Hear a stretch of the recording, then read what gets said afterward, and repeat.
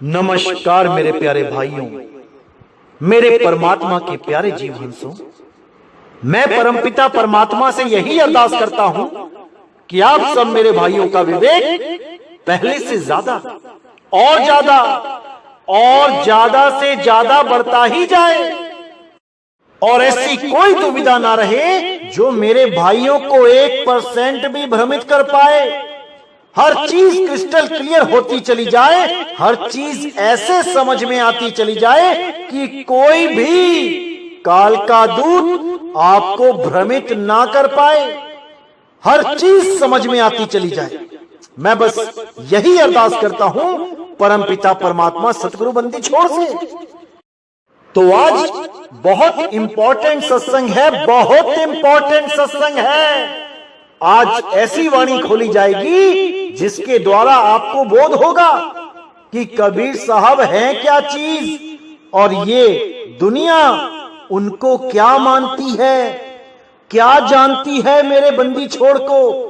आज आपको सब कुछ क्लियर किया जाएगा और अगर 1% भी विवेक होगा आप में तो आप समझ पाओगे कि नीर छीर का निवेड़ा कैसे करते हैं, सत्य असत्य को परखते कैसे हैं।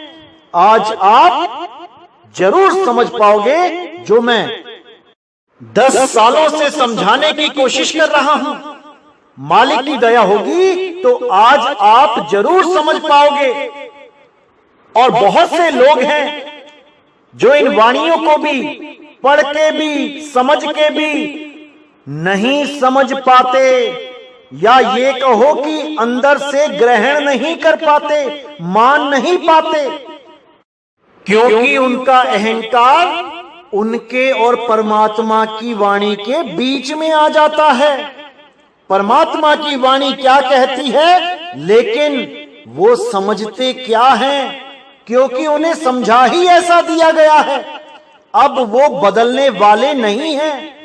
लेकिन कोई फर्क नहीं पड़ता मेरे भाइयों, जो सत्य है वो सत्य ही रहेगा। सत्य को इससे कोई फर्क नहीं पड़ता कि कौन उसको मान रहा है या कौन नहीं, सत्य तो सत्य ही रहेगा।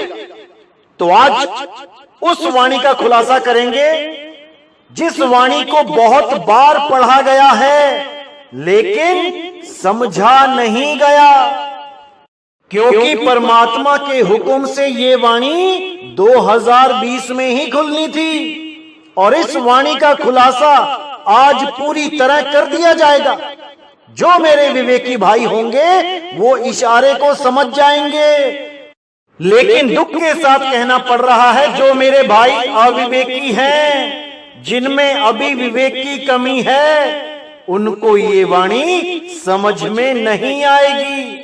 बहुत दुख के साथ कहना पड़ रहा है, लेकिन क्या करे भाई, यही सत्य है, यही सत्य है। तो आज बहुत इंपॉर्टेंट वाणी है और परमात्मा से अरदास करूंगा कि ये वाणी आपको बिल्कुल सही से सटीक समझ आ जाए और जो कबीर साहब के नाम पे बहुत से भ्रम जो दुनिया में फैलाए गए उन पर भी आप अच्छी तरह विवेक लगा पाओ कि क्या वो सत्य है जो कबीर साहब के बारे में आपको बताया जा रहा है। बहुत से लोग YouTube चैनलों पे कबीर साहब के बारे में उल्टा सीधा बोलने में लगे हैं। कोई उसको विधवा ब्राह्मणी का पुत्र बता देता है, कोई उन्हें एक धर्म प्रवर्तक बता देता है, कोई उन्हें समाज सुधारक बता देता है और कोई उन्हें एक कवि बता के प्रस्तुत कर देता है। लेकिन आज तक कोई नहीं बता पाया कि कबीर साहब अगर किसी विधवा ब्राह्मणी के पुत्र हैं तो भाई उस विधवा ब्राह्मणी का नाम क्या था, उसका पति कौन था जो मर गया था, उसके ससुर का, उसके गांव का क्या नाम था। अगर इतना पता लग सकता है कि वो विधवा ब्राह्मणी थी तो उसका कुल, उसकी जात, उसका घर, उसका मकान, उसका पति, उसका ससुर, ये क्यों नहीं पता कर पाया आज तक? क्योंकि ये सब झूठ है, ये केवल समाज को बहकाया गया है। अरे बड़े बड़े देवी देवताओं के माता पिता के नाम याद हैं, युगों युगों पहले की बातें इतिहास में दर्ज हैं, ये 600 साल पुरानी बात क्यों नहीं दर्ज कर पाए? ऐसा क्या आन पड़ा? जबकि पता भी लग गया कि विधवा ब्राह्मणी का पुत्र है, तब भी नहीं ढूंढ पाए उस विधवा ब्राह्मणी को। आखिर क्यों? क्योंकि ये सब झूठ है, और सत्य क्या है वो आज आपको वाणी के माध्यम से बताया जाएगा। तो आइए देखते हैं क्या कहती है वाणी। पूरब जन्म हम तुमरे सेवक, अब तो मिटिया ना जाई, तेरे द्वारे धुन सहज की, माथे मेरे दगाई। दागे होई सुरन मही जूझे, बिन दागे भग जाई, साधु होए सो भगत पछाने, हरि लय खजाने पाई। यानी शुरू से ही हम तो तुम्हारे सेवक हैं, तुम्हारे ही हुक्म से प्रचार करने आते हैं, और ये जन्मना मरना ये हमें रोग नहीं लगा है, ये आम जीव को रोग लगा है। अब तो मिटिया ना जाए, यानी चाह के भी अब मिटा नहीं जा सकता, मर नहीं सकते, क्योंकि हम पहले से ही जन्म मरण से परे थे। इसको गहराई से समझना है मेरे भाइयों। कबीर साहब यहां पर जो बता रहे हैं ये बहुत गुप्त भेद है, लेकिन इसको समझने के लिए आपको विवेक शक्ति की जरूरत पड़ेगी। अगर विवेक सही लग गया तब समझ लो कि वाणी बिल्कुल साफ समझ में आ जाएगी। अगर विवेक नहीं लगा तब आप भी वही समझते रह जाओगे जो इन वाणियों को पढ़ने वाले समझते रहे आज तक। इसलिए पूरा विवेक जगा के रखना है, एक एक शब्द की गहराई में उतरना है। अब यहाँ पे साफ लिखा है कि पूरब जन्म हम तुम्हारे सेवक। अब ये लोग क्या कहेंगे बहुत से लोग यहाँ पर कि भाई कबीर साहब भी एक आम भगत हैं, बाकी भक्तों की तरह आए और इस दुनिया में भक्ति करके चले गए। लेकिन जब वाणी को गहराई से देखोगे तो समझ में आएगा कि ये बिल्कुल गलत है, क्योंकि भक्ति करने वाला एक बार मुक्त हो जाए तो दोबारा नहीं आता, जन्म मरण का रोग खत्म हो जाता है। अगर कबीर साहब एक आम संत होते तो यहां लिखा है पूरब जन्म हम तुम्हारे सेवक, यानी पिछले जन्मों में भी हम तुम्हारे सेवक थे। तो अगर पिछले जन्म में सेवक थे तो इस जन्म में कैसे आ गए भाई? पिछले जन्म में ही मुक्त हो जाना चाहिए था। तो इसका मतलब ये वाणी में गलत लिखा है, या फिर ऐसा हो गया होगा कि पिछले जन्म में सेवक तो होंगे लेकिन भक्ति सही नहीं कर पाए, इसलिए वापस आ गए। लेकिन वाणी क्या कहती है कि पिछले जन्म में हम तुम्हारे सेवक थे, यानी हम शुरू से ही तुम्हारे सेवक हैं और इस सारी दुनिया को ज्ञान बांटने के लिए तुम्हारे ही हुक्म से आते हैं। हमारे सिवा और कोई नहीं है जो इस पूरे संसार में किसी को भी सत्य ज्ञान दे सके, वो असल ज्ञान दे सके। बाकी जितने भी हैं ये सब आपसे भक्ति तो करवा देते हैं लेकिन सत्य भक्ति नहीं करवा पाते। ये आपसे सेवा तो करवा देते हैं लेकिन सत्य सेवा नहीं करवा पाते। ये आपको मंत्र तंत्र जंत्र तो दे देते हैं लेकिन सार शब्द नहीं दे पाते, सार शब्द का भेद नहीं बता पाते। इसीलिए कबीर साहब बार बार इस संसार में आके जीवों को चेताते हैं, उन्हें समझाते हैं, उनको सही मार्ग दिखाते हैं, लेकिन दुनिया उनको नहीं समझ पाती कि ये है कौन। अरे वो परमपिता परमात्मा का ही नौतम सूरत रूप है। नौतम सूरत यानी नया, यानी तुम लोग हो चुके हो पुराने, बार बार आने जाने के कारण, लेकिन वो इस जगत में नया रूप लेके आता है, इसीलिए उसको नौतम सूरत बोला गया है। वो नया ज्ञान लेके आता है, नया रास्ता समझाने आता है। वो रास्ता नहीं समझाता जो पहले से ही चलते आ रहे हैं, ये नकली रास्ते, ये तिरकुटी वाला रास्ता, ये श्वासों वाला रास्ता, ये इंगला पिंगला सुषमना वाला रास्ता, ये चक्र भेदन वाला रास्ता, ये 5 तत्वों की पूजा करने वाला रास्ता, ये जप तप नियम व्रत पूजा पाठ वाला रास्ता, इन सब से अलग वो नया रास्ता लेके आते हैं। हालांकि वो नया नहीं, वो सबसे ही पुरातन है, लेकिन उसको भूल जाने के कारण कोई भी उस तक पहुंच नहीं पाता, उस रास्ते को समझ नहीं पाता। इसलिए सबको लगता है ये तो नया ज्ञान लेके आ गए, जबकि यही सबसे पुराना ज्ञान है। जब ये दुनिया भी नहीं बनी थी, ये तब का है। दुनिया बनने के बाद, अक्षरों की खोज होने के बाद, देह धारण करने के बाद सारे रास्ते बने हैं, और इन सब रास्तों से पुराना रास्ता सहज योग है। वो सहज अवस्था है जब ये सूरत अचल थी, ये चलती नहीं थी। लेकिन जैसे ही ये सृष्टि बनी, ये संसार बना, ये शरीर बना, ये भाषाएं बनी, अब सूरत चलने लगी और इस संसार में आके फंस गई। अब ये सहज नहीं हो पा रही है।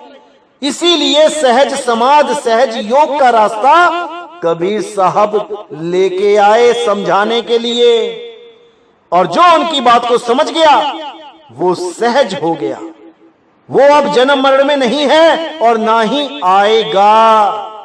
उसका सदा सदा के लिए जन्म मरण खत्म हो जाएगा। लेकिन कबीर साहब क्या हैं, इसको आज अच्छी तरह समझ लेना है, क्योंकि बार बार ये सत्य ज्ञान बताने वाले नहीं आएंगे दुनिया में। अभी समझ लेना है, 2020 में अच्छी तरह समझ लेना है, और उसके बाद सारे संसार में आपने ही जागृति करनी है। एक दीप से दूसरा दीप जलेगा, दूसरे से तीसरा और तीसरे से चौथा, और फिर ऐसे ही देखते देखते सारा संसार एक सतनाम के झंडे के नीचे आ जाएगा। सारे संसार में एक परमात्मा की बात चलेगी। अल्लाह के नाम पे, भगवानों के नाम पे, परमात्मा के नाम पे ये झगड़े बंद हो जाएंगे। अब कोई नहीं लड़ेगा, कोई नहीं झगड़ेगा। अब सब के सब एक परमात्मा को याद करेंगे, अपने अपने परमात्मा को याद करके उसे प्राप्त करने की कोशिश करेंगे, ना कि एक दूसरे को नीचा दिखा के अपने भगवान को, अपने गॉड को, अपने अल्लाह को बड़ा करने की कोशिश करेंगे। अरे वो भगवान बड़ा ही है, वो अल्लाह बड़ा ही है, वो वाहेगुरु सबसे बड़ा ही है। तुम्हारे बोलने से वो बड़ा नहीं हो जाएगा कि तुम्हारी मोहर लगेगी कि हाँ वो बहुत बड़ा है, तब वो बड़ा हो पाएगा। वो पहले से ही बड़ा है, तुम क्या बड़ा करोगे उसे? वो पहले से ही बड़ा है। तुम्हें तो उसे पाना है, तुम्हें तो उसे ढूंढना है, वरना तुम ही 84 में जाओगे और वो अल्लाह वाहेगुरु गॉड तुम्हारी कोई मदद नहीं करेगा, क्योंकि उसने तुम्हें इंसानी जन्म इसलिए नहीं दिया कि तुम उसके नाम के पीछे लड़ते रहो। उसने तुम्हें इंसान जन्म इसलिए दिया है ताकि तुम इस इंसान जन्म में उसे प्राप्त कर सको, ना कि एक आम जानवर की तरह आए और एक आम जानवर की तरह चले गए। अरे कुछ तो समझो, इंसान जन्म क्यों मिला है, कुछ तो विवेक लगाओ।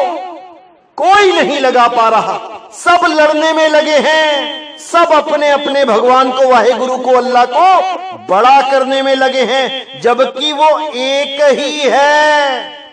अरे कोई बोले राम राम, कोई खुदाए, कोई सेवे गुसैया, कोई अलाए, वो एक ही है, लेकिन उसको प्राप्त करना है, बड़ा नहीं करना है। बड़ा वो पहले से ही है।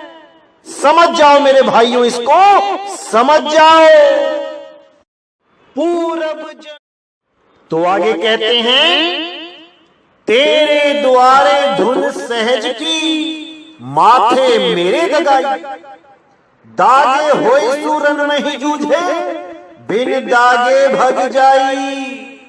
यानी कि तेरे द्वार पे, यानी जो तेरा असली दरवाजा है, जिसको सच्चा गुरु द्वारा कहते हैं, जो गुरु का असली द्वार है, क्या है वहां पे?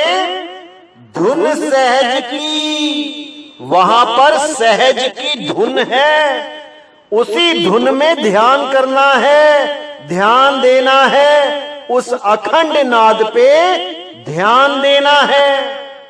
तेरे द्वारे धुन सहज की, माथे मेरे दगाई। माथे मेरे दगाई यानी मेरे माथे पे निशानी लगी है, दगाई। जैसे गाय बैलों के एक निशान दाग देते हैं, जिससे उनकी चमड़ी पे निशान पड़ जाता है, आपने देखा भी होगा, उसको दागना कहते हैं। तो वही निशानी मिटती नहीं है, वो परमानेंट लग जाती है। तो उसी के लिए बोला कि तेरे द्वारे धुन सहज की, माथे मेरे दगाई, यानी मेरी किस्मत में, मेरे भागों में वो धुन लिख दी मालिक ने, अब वो मिट नहीं सकती। दागे होए सूरन में ही जूझे, बिन दागे भग जाई। अगर तुम्हारे माथे पे वो निशान लगा है कि तुम्हें परमात्मा की प्राप्ति होनी है, वो धुन के साथ जुड़ना है, तब ही तुम रण में खड़े रह सकते हो, वरना भाग जाई, तुम टिक ही नहीं सकते।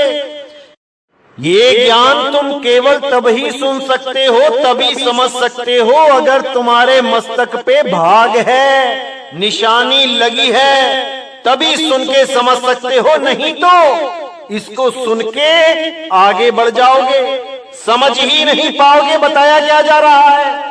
तुम्हें ये बातें हजम ही नहीं होंगी, क्योंकि तुम्हारे ऊपर वो छाप लगी ही नहीं है कि तुम वापस धुरधाम को पहुंच सको। तुम उन्हीं सुनी सुनाई बातों में उलझ के रह जाओगे जो इस संसार में होती ही आई है। तुम्हें ये ज्ञान अच्छा ही नहीं लगेगा, क्योंकि माथे तुम्हारे दगाई है ही नहीं, तुम्हारे मस्तक पे वो निशान है ही नहीं जिससे तुम्हें ये ज्ञान समझ में आए। तो क्या कहते हैं? दागे होई सूरन में ही जूझे, बिन दागे भग जाई। साधु होई सुभक्त पिछाने, हरि लय खजाने पाई। साधु होई सुभक्ति पछाने, हरि लय खजाने पाई। जब इसकी परख हो जाती है सच्चे नाम की, और उसके बाद जब साधना शुरू कर लेते हैं, तब हम साधु हो जाते हैं। जो साधना करता है वही साधु है, जो उस शब्द को साधता है वही साधु है, जो सूरत को शब्द में लगाए वही साधु है।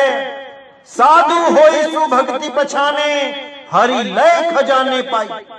साधु होके भक्ति पहचान में आती है, उसकी परख हो पाती है, उस शब्द का अनुभव हो पाता है। उसके बाद क्या मिलता है? हरि लय खजाने पाई। वो हरि का खजाना, वो परमात्मा का खजाना, वो अल्लाह वाहिगुरु गॉड का खजाना, वो हमें मिल जाता है, और हम एक भिखारी से एक राजा बन जाते हैं। बिना सच्ची भक्ति के भेद के हम भिखारी ही रह जाते हैं, जबकि हम सबके पास हीरे मोती लाल हैं, लेकिन हम उसको जान नहीं पाते।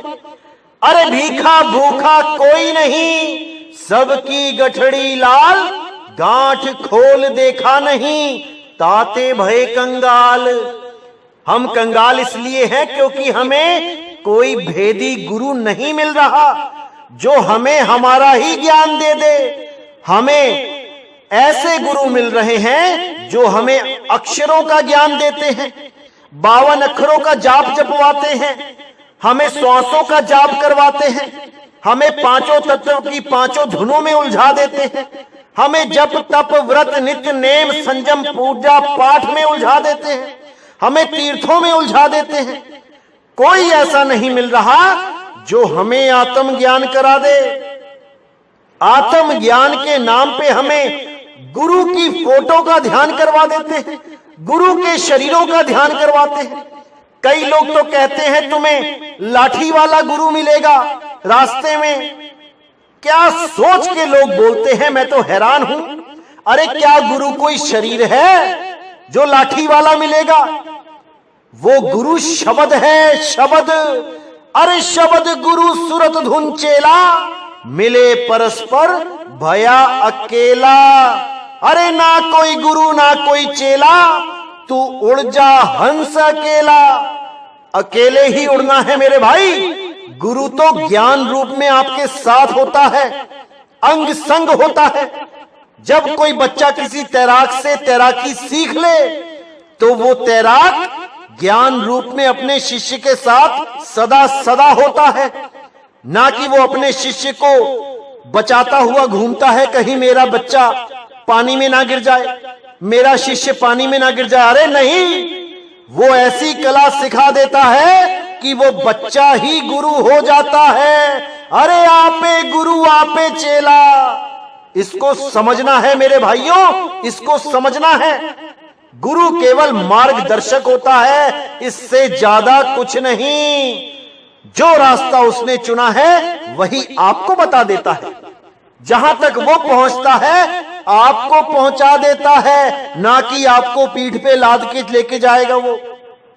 इस गलतफहमी से, इस भ्रम से निकल जाओ मेरे भाइयों, निकल जाओ।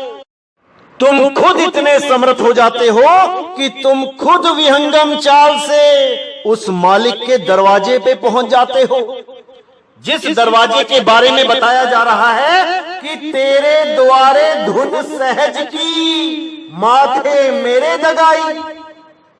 तो आगे क्या कहते हैं? कोठरे मही कोठरी, परम कोठी विचारी, गुरु दीनी वस्तु कबीर को, ले वह वस्तु समारी। कबीर दी संसार को, लीनी जिस मस्तक भाग, अमृत रस जिन पाया, फिरता का सुहाग।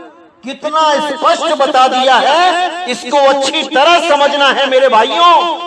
एक एक शब्द में बहुत गहरे अर्थ हैं, बहुत गहरा भाव है। इसको आप समझोगे तो बिल्कुल सही से समझ पाओगे। मैं मालिक से इसीलिए अरदास करता हूं कि आपको इतनी विवेक शक्ति दे कि आप मेरी एक एक बात को समझ सको, क्योंकि बहुत ही सुपर कोड लगे होते हैं, ऐसी बातें लिखी गई होती हैं जो पढ़ने से समझ में नहीं आती, जब तक कोई भेदी उस भेद को ना खोल दे। तो आज इस वाणी के माध्यम से आपको समझ में आएगा कि कबीर साहब क्या बताए थे और दुनिया क्या समझती रही। तो विचार करना है। कहते हैं कोठरे माही कोठरी, परम कोठी विचारी, यानी कि 3 कोठरी बता दी यहां पे। पहली कोठरी है तन कोठरी और उसी कोठरी में है मन कोठरी। कोठरी मही कोठरी, अब इन दोनों में कोई भी परम कोठरी नहीं है। संतों तन खोजा मन पाया, मन ही श्रोता मन ही वक्ता मन ही निरंजन राया। तो यहां पर कोठरी में कोठरी बताया कि तन को खोजा तो मन को पाया। मैंने पहले भी बताया था कि त्रिकुटी यानी 3 कुटी, तन कुटी, मन कुटी, आत्म कुटी, जिसको शब्द कुटी कहते हैं। ये तीसरी कुटी ही परम कुटी है। इसी कुटी की खोज करनी है, नहीं तो तन में से मन को ही प्राप्त करते रह जाओगे बार बार। तन में खोज करोगे तो मन में ही समाओगे, ज्योत में ही समाओगे, क्योंकि तन में ही ज्योत विराजमान है, यही मन है। तन में खोजोगे तो मन ही मिलेगा, कोठरी में खोजोगे तो कोठरी ही मिलेगी, लेकिन वो परम कोठरी नहीं है। परम कोठरी है शब्द गुरु। इसीलिए बोला सुरत समाए शब्द में, वाको काल न खाए, वही परम कोठरी है जो तीसरी है। इन कोठरी में कोठरी के चक्कर में नहीं पड़ना, उस परम कोठरी को पहचानना है जो भेदी गुरु के द्वारा लखाया जाता है। अरे सोई गुरु पूरा कहावे जो दो अक्षर का भेद बतावे, एक छुड़ावे एक लखावे, तब प्राणी निज घर को जावे। वो दो अक्षरों का भेद बता के एक को छुड़वा देता है जो आपने ऑलरेडी पकड़ रखे हैं। छुड़वाया तभी जाता है जो चीज आपने पकड़ी हुई है, उसको छोड़ देना है और उसको पकड़ना है जो आपको नहीं पता है, लेकिन वस्तु आपके पास ही है। अरे वस्तु कहीं ढूंढे कहीं कैसे लागे हाथ, गुप्त वस्तु तब मिले भेदी लीजे साथ। भेदी लीना साथ में दीनी वस्तु लखाए, कोटि जन्म का पंथ था पल में पहुंचा जाए। समझ जाओ मेरे भाइयों, इसको समझ जाओ। तो कहते हैं कोठरे मही कोठरी परम कोठी विचारी, गुरु दीनी वस्तु कबीर को ले वहु वस्तु समारी। यानी गुरु ने वो वस्तु कबीर को दी। अब यहां पर बहुत भेद है, बहुत गुप्त ज्ञान है। असल में कबीर साहब ये कभी शो नहीं करते कि वही सर्वे सर्वा है, वही सतपुरुष हैं जो सारे संसार को जगाने के लिए देह धारण करके आते हैं। लेकिन वो देह हमारे जैसी नहीं होती कि मां के गर्भ में उल्टा लटक के 9 महीने पूरे करके वापस इस दुनिया में आए। वो कभी भी प्रकट कर देते हैं, कहीं से भी गुप्त हो जाते हैं। जैसे मगहर में गुप्त हुए थे, इतने शिष्यों के बीच में जब वो झगड़ा करने लगे कि हम जलाएंगे, हिंदू कहते जलाएंगे, मुस्लिम कहते हम दफनाएंगे, लेकिन दोनों को ही शरीर नहीं मिला। इसीलिए मलुक जी ने कहा, अरे काशी तज गुरु मगहर आए दोनों दीन के पीर, और कोई गाडे कोई अग्नि जरावे ढूंढ न पाया शरीर, जपोरे मन केवल नाम कबीर। कोई भी उनकी लाश को प्राप्त नहीं कर पाया क्योंकि वहां पे कोई लाश ही नहीं थी। तब भी ये लोग नहीं समझ पाए कि ऐसा कैसे हो गया। वो कौन है, वो कौन था जो इस दुनिया में आके सत्य मार्ग बता गया सारे संसार को, वो कौन था, ये कोई नहीं समझ पाया। किसी ने उसको विधवा ब्राह्मणी का लड़का बना दिया, किसी ने उसको कवि बना दिया, किसी ने उसको समाज सुधारक बना दिया, और कुछ ने तो इतना बुरा बुरा बोल दिया उनके बारे में कि क्या बोलूं मैं। उनको काल का दूत बता दिया, उनको अज्ञानी बता दिया। ऐसे ऐसे लोग इस दुनिया में हैं कि क्या बोलूं मैं। तो यहां साफ बोलते हैं गुरु दीनी वस्तु कबीर को।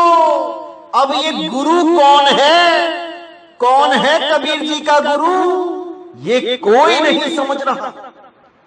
यहां पर शब्द गुरु की महिमा है कि उस शब्द गुरु ने दया करके कबीर साहब के रूप में आके इस दुनिया को वो वस्तु दी, यानी उसका भेद बताया। अरे गुरु दीनी वस्तु कबीर को ले वहु वस्तु समारी, कबीर दी संसार को लीनी जिस मस्तक भाग, अमृत रस जिन पाया फिरता का सुहाग। कितना क्लियर बता दिया साहिब ने कि कबीर दी संसार को, इस पूरे संसार को, जितने भी संत महात्मा इस पूरी दुनिया में हैं, सबको वो वस्तु कबीर साहब ही देते हैं। उस वस्तु का ज्ञान कबीर साहब ही करवाते हैं। यहां पर ये नहीं लिखा है कि काशी में दीनी वस्तु या मगहर वालों को दीनी वस्तु। अरे कबीर दी संसार को। संसार का मतलब आप समझते ही हो क्या है। इस पूरे जगत में केवल कबीर साहब ही हैं जो सबको ज्ञान देते हैं। अंग्रेजों के पास जाके अंग्रेजी बोल के ज्ञान देते हैं, हिंदुस्तान में हिंदी बोल के ज्ञान देते हैं, अरब देश में मोहम्मद साहब को अरबी बोल के ज्ञान समझाया था। लेकिन ये लोग नहीं समझ सकते, उनको नहीं पहचान पाते। तो साहब बोल दिया, कबीर दी संसार को लीनी जिस मस्तक भाग, जिसके मस्तक पे वो भाग है, वो निशानी लगी है, केवल वही कबीर साहब के ज्ञान को समझ सकता है। अन्यथा बहुत आएंगे, इस ज्ञान को सुनेंगे और छोड़ देंगे। इस पंथ में भी बहुत आएंगे और अज्ञान के कारण, पूर्ण विवेक ना जगने के कारण सच्ची वस्तु को भी छोड़ के चले जाएंगे। ऐसा नहीं होता कि BMW सबके ही पास आ जाती है या ऑडी गाड़ी में सब ही घूमते हैं। ऐसा नहीं होता। जिसके पास उतनी पूंजी होगी कि वो ऑडी BMW को खरीद सके, केवल वही खरीद सकता है। भले वो शोरूम में घुस क्यों ना जाए, वहां पे इंक्वायरी क्यों ना कर ले, उस गाड़ी के सारे गुण क्यों ना पता कर ले, लेकिन वो उसको ले नहीं सकता, क्योंकि उसके पास वो पूंजी ही नहीं है। इसी प्रकार इस पंथ में भी बहुत से आएंगे और बहुत से जाएंगे, क्योंकि उनके पास पूर्ण विवेक नहीं है। देखा देखी गुरु बना लेंगे, लेकिन टिक नहीं पाएंगे। कोई भी भ्रमित करने वाला आएगा और 2 मिनट में भ्रमित हो जाएंगे, क्योंकि विवेक की कमी है। आ तो जाएंगे पंथ में, लेकिन विवेक कहां से लाएंगे, पूर्ण विवेक। इसीलिए बार बार कहता हूं कि जल्दबाजी मत करो नामदान लेने की, टिक जाओ। पहले पूर्ण विवेक को जगा लो, पूरी आग लगा लो, तभी बात बनेगी मेरे भाई। नहीं तो बेरंग लिफाफे की तरह आओगे और बेरंग लिफाफे की तरह चले जाओगे। तो क्या कहते हैं, कबीर दी संसार को लीनी जिस मस्तक भाग, अमृत रस जिन पाया फिरता का सुहाग। जिसने उस अमृत रस को पा लिया, उसका सुहाग थिर हो गया। यानी अब वो विधवा नहीं होगी, क्योंकि उसको ऐसा खसम मिल गया जो मरता ही नहीं है, जो सदा सदा अमर है, अखंड है, अविनाशी है, अडोल है, अबोल है, अलेख है, अकथ है, अछल है। लेकिन उसको पाने के लिए भेदी गुरु चाहिए। बिना भेदी गुरु के वो वस्तु आपको प्राप्त हो ही नहीं सकती। इसीलिए बार बार साहिब ने भेदी गुरु की बात करी है। बिना भेदी गुरु के उस वस्तु को प्राप्त करना असंभव है। और भेदी गुरु कौन है? सतगुरु बंदी छोड़ कबीर साहब ही भेदी गुरु हैं। वही भेद बताने आते हैं इस दुनिया में, इस संसार में। कभी किसी को मिलते हैं, कभी किसी को मिलते हैं, यहां तक कि एक समय में भी सबको नहीं, अलग अलग समय में मिलते हैं।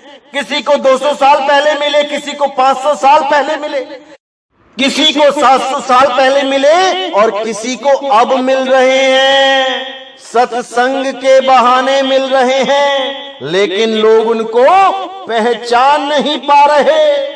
अरे वो शब्द गुरु है, शब्दों के माध्यम से ही मिलता है, लेकिन लोग पहचान नहीं पाते। इसीलिए नानक साहब भी कहते हैं, जैसी में आई खसम की वाणी, तैसा करी बयान वे लालो। जैसी खसम की वाणी मेरे अंदर से निकलती है, उसको वैसा ही बयान करना, क्योंकि मैं नहीं, मेरा खसम बोल रहा है। मेरे अंदर मेरा खसम बोलता है। इसीलिए गरीबदास जी ने भी बोला, गरीब पुरुष कबीर ने देह धरा नहीं कोई, शब्द स्वरूपी रूप है, घट घट बोले सोए। वो घट घट में विराजमान है, वही बोलता है, उसी को पहचानना है मेरे भाई, उस बोलता राम को पहचानना है। अरे चाम के महल में बोलता राम है, तू राम और चाम को चीन भाई, उसको चीन लो। और जो उसको चीन लेगा वो इस चाम से, इस हार्ड मांस के शरीर से परे हो जाएगा। फिर उसका जन्म मरण सदा सदा के लिए खत्म हो जाएगा। बहुत से लोग ये समझते हैं कि कबीर पंथी तो अपने गुरु की बड़ाई करते रहते हैं, सभी अपने गुरु की बड़ाई करते हैं, इसमें क्या बड़ी बात है। तो मेरे भाइयों, ऐसा बिल्कुल नहीं है।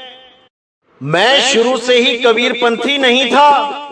मैंने पहले और भी गुरु धारण किए थे, और अगर मैं केवल अपने गुरु को बड़ा करने के सिद्धांत पे चलता तो कभी भी ज्ञान आधार से आगे ना बढ़ पाता, मैं वहीं अटका रह जाता। लेकिन मैंने देह गुरु से आगे ज्ञान गुरु को माना है। जहां पर भी आपको आगे का ज्ञान मिलता है, आप हमेशा आगे ही बढ़ते जाओ, तभी आपकी उन्नति होगी, तभी आपकी प्रगति होगी। जैसे कोई बच्चा एक लक्ष्य को साधते हुए अपने वर्तमान के गुरुओं को त्याग के आगे बढ़ता जाता है, और एक समय ऐसा आता है जब वो अपने लक्ष्य को प्राप्त करता है। असल में सफल वो तभी कहलाता है, इसलिए नहीं कहलाता कि उसने कोई भी गुरु धारण किया है। पता नहीं कितने गुरुओं को बदल के उस मूल ज्ञान तक पहुंचा है वो, जिसको पाने के लिए उसने पहली, दूसरी, तीसरी, 8वीं, 10वीं कक्षाएं पार करी।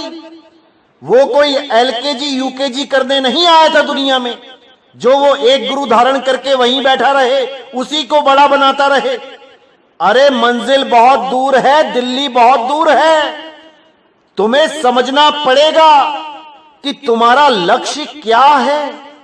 मुक्ति है या केवल गुरु बनाना है, फॉर्मेलिटी निभाना है।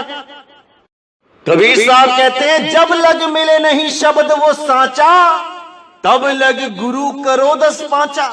अरे कितने ही गुरु कर लो, तुम्हारा मुद्दा है असली शब्द को प्राप्त करना, क्योंकि असली शब्द ही असली गुरु है। वो सच्चा शब्द ही सबका गुरु है। गुरु उसी को शब्द गुरु बोलते हैं, उसके अलावा और कोई नहीं है। वही सबका बाप है। अरे साहिब सबका बाप है, बेटा किसी का नहीं, और बेटा होके जन्मया सो तो साहिब नहीं। ये जितने भी गुरु हैं ये सब किसी ना किसी के बेटे हैं। ये शब्द गुरु नहीं है भाई। शब्द गुरु कभी किसी मां के पेट से जन्म नहीं लेता। शब्द गुरु कभी 9 महीने उल्टा लटक के नहीं आता। वो तो बंदी छोड़ है, वो बंधनों से छुड़ाने वाला है, ना कि वो स्वयं बंधनों में आने वाला है। अरे देही को सतगुरु कहे, ये है धूंधर ज्ञान, 4 दाग आवे नहीं, वाको सतगुरु जान। वो 4 दागों में नहीं आता। पहला दाग मां के पेट से नहीं आता, दूसरा दाग भोजन नहीं ग्रहण करता, तीसरा दाग भोग विलास यानी शादी नहीं करता अपने बच्चों के साथ, और चौथा दाग वो कभी मृत्यु को प्राप्त नहीं होता, लाश छोड़ के नहीं जाता। इन 4 दागों में कोई भी आता है वो शब्द गुरु नहीं है। भले ही शब्द गुरु देह धारण करके क्यों ना आए, फिर भी वो इस प्राकृतिक देह से परे है। वो केवल दिखने में आता है, हमें होता नहीं है।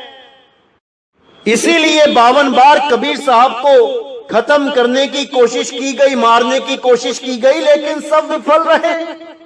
अरे गंगा की लहर में मेरी टूटी जंजीर, मृगशाला पे बैठे कबीर, कौन मारेगा उसे? उस बंदी छोड़ को कोई नहीं मार सकता, वो सबका परम पिता है। लेकिन दुख की बात है कि हम उसे पहचान नहीं पाए। वो बार बार आके ज्ञान समझा के चला गया, लेकिन हम उसे जान नहीं पाए कि वो जन्म मरण से परे है। हमने उसे समय सीमा में बांध दिया, जबकि वो चारों युगों में बार बार आके ज्ञान समझाते हैं, मुक्त होने का रास्ता बताते हैं। अगली वाणी में मैं आपको जरूर समझाऊंगा, जरूर बताऊंगा कि जो कबीर पंथी नहीं भी है संत, जिनके नाम के साथ कभी कबीर पंथी जुड़ा नहीं, वो भी कबीर साहब की महिमा जानते हैं, क्योंकि उनको भी कबीर साहब ने ही रास्ता दिखाया है। अगले सत्संग में ये खुलासा भी कर दिया जाएगा। तो इसी के साथ आज मुझे विदा करें, और अगला सत्संग बहुत जल्दी आएगा। तब तक के लिए मुझे विदा करें और भक्ति करें, बहसबाजी में ना पड़ें। कोई भी आपके साथ बहस करता है, शांत रहें, क्योंकि संत ही शांत है। अगर कोई आपको कुछ बुरा भला कह भी देता है अज्ञानता में, तो उसको भी अपना भाई समझ के क्षमा करें, और कभी भी किसी को ऐसी बात ना बोले कि गलत वचन उसके दिल को आघात करे, क्योंकि परमात्मा उसमें भी है, वो भी मालिक का बच्चा है। इसलिए अगर कोई तुम्हें बुरा भला कह भी देता है तो उसको सहो, सहना ही है, क्योंकि संतों का काम ही सहना है। अरे खोद खाद धरती सहे, कांट छांट बन राए, और कटु वचन साधु सहे, और से सहा ना जाए। वो सबसे सहा नहीं जाता। कटु वचन को केवल साधु सह सकता है। सारी दुनिया उसको भला बुरा कहे, लेकिन वो सबकी बातों को सह सकता है। अरे आवत गारी एक है, पलटत होए अनेक, कहे कबीर नहीं पलटिए, वो रही एक की एक। तो मेरे भाइयों, आज का सत्संग यहीं समाप्त करता हूं, और अगला सत्संग बहुत जल्दी आएगा। इसी के साथ मुझे विदा करें, और उम्मीद करता हूं कि जो आज सत्संग आपने समझा है वो अच्छी तरह समझ में आ चुका होगा। एक एक शब्द पे विचार करना है मेरे भाइयों, तभी जन्म मरण से मुक्ति मिलेगी और सत्य मार्ग को प्राप्त कर पाओगे। तो अब मुझे विदा करें। बोलिए सतगुरु बंदी छोड़ सतगुरु सत्य कबीर साहिब की सदा ही जय हो, सदा ही जय हो। मेरे मालिक की साहिब बंदगी सतना।